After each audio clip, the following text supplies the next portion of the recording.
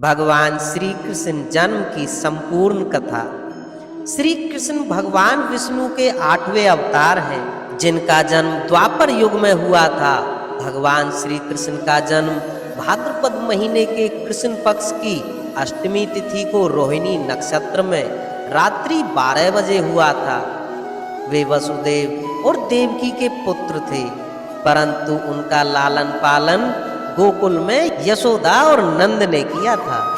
भगवान श्री कृष्ण को गोपाल, कान्हा, केशव, कन्हैया जैसे कई नामों से पूजा जाता है।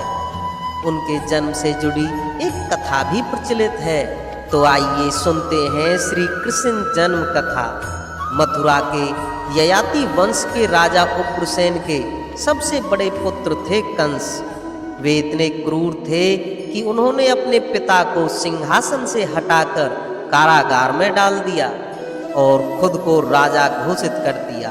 उनकी एक बहन थी जिसका नाम था देवकी। देवकी का विवाह यादव वंश के वसुदेव से तय हुआ था। कंस क्रूर थे, परंतु अपनी बहन से उन्हें स्नेह था। जब देवकी और वसुदेव का विवाह हुआ, तब वे स्वयं सारथी बनकर उन्हें ससुराल छोड़ने निकले। परंतु तभी अचानक एक आकाशवाणी हुई, जिसे सुनकर कंस की खुशी कुछ ही क्षणों में क्रोध में बदल गई। आकाशवाणी ने कंस को संकेत दिया कि उनका अंत अब नजदीक आ चुका है, क्योंकि वसुदेव और देवकी की 8वीं संतान उनका वध करेगी। ये सुनकर कंस ने उन्हें मारना चाहा, परंतु वसुदेव ने उन्हें रोका और समझाया कि उन्हें देवकी या वसुदेव से नहीं, बल्कि उनकी 8वीं संतान से हानि है। इसलिए उन्होंने कंस से ये वादा किया कि वे स्वयं अपने 8वें पुत्र को उनके हवाले कर देंगे।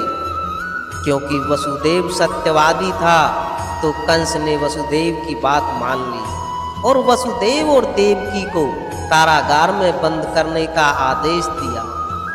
उसी कारागार में जब देवकी ने पहले पुत्र को जन्म दिया, तो कंस ने उसे कुछ नहीं किया।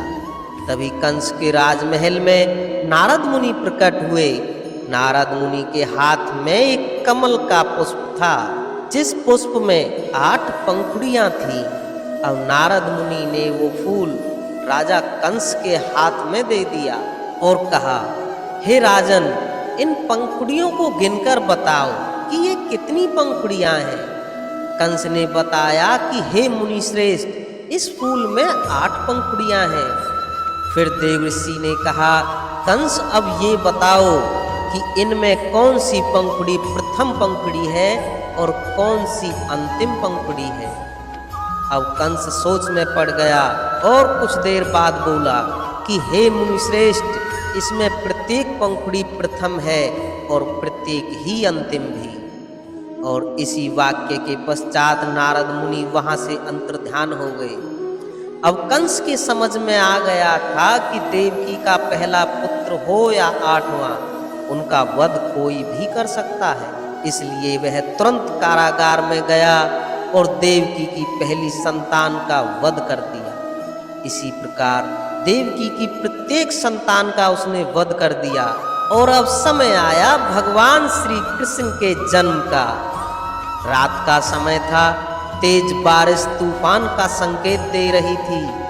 तभी कारागार में अचानक से तेज प्रकाश फैला और वसुदेव और देवकी के सामने भगवान विष्णु प्रकट हुए।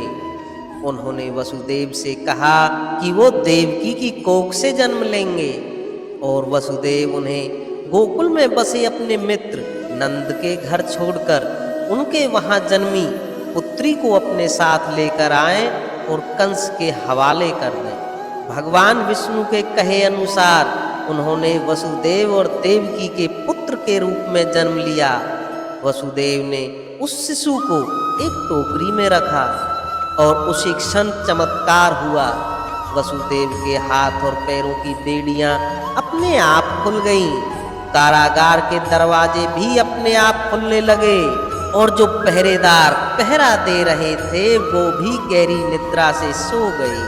तेज बारिश के कारण गोकुल का रास्ता और भी कठिन हो गया था, किंतु उस बारिश से उनकी रक्षा शेषनाग ने की। उस रात यमुना नदी का पानी उफान पर था। जैसे ही वसुदेव यमुना पार करने लगे तो यमुना का पानी वसुदेव के मस्तक तक आ चुका था, परंतु जैसे ही नन्हे श्री कृष्ण का चरण स्पर्श नदी से हुआ तो पानी का स्तर कम हो गया और तभी यमुना ने वसुदेव को रास्ता प्रदान किया। सभी कठिनाइयों को पार कर वसुदेव गोकुल पहुँचे और भगवान विष्णु के कहे अनुसार उन्होंने श्री कृष्ण को यशोदा के पास रखा और उनकी पुत्री को अपने साथ लेकर कारागार लौट आए।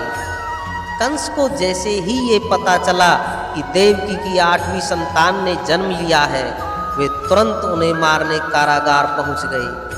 परंतु कंस उस नन्ही बालिका को मारे उससे पहले ही उसने एक शक्ति का रूप धारण कर लिया और कंस को ये चेतावनी दी कि हे कंस, तेरी मृत्यु अब नजदीक है और तुझे मारने वाला जन्म ले चुका है, वो गोकुल नगरी पहुंच चुका है।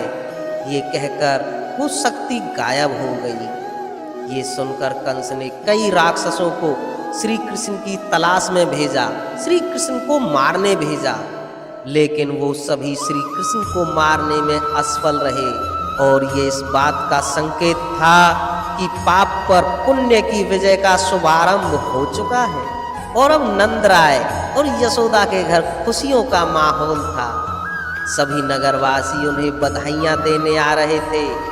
ये सब देखकर भगवान भोलेनाथ से भी रहा नहीं गया और भगवान शिव भी साधु का वेश धारण करके भगवान विष्णु के श्री कृष्ण अवतार के दर्शन करने गोकुल नगरी पहुंच गए और पूरे ब्रज में श्री कृष्ण जन्मोत्सव बहुत ही धूमधाम से मनाया जाता है। और तभी से आज तक हम सब भी और समस्त देशवासी श्री कृष्ण जन्माष्टमी को हर साल बहुत ही धूमधाम से मनाते हैं। तो दोस्तों, ऐसी ही और वीडियोज़ के लिए हमारे चैनल को सब्सक्राइब करें। तो दोस्तों, मिलते हैं नेक्स्ट वीडियो में, तब तक के लिए जय श्री कृष्णा।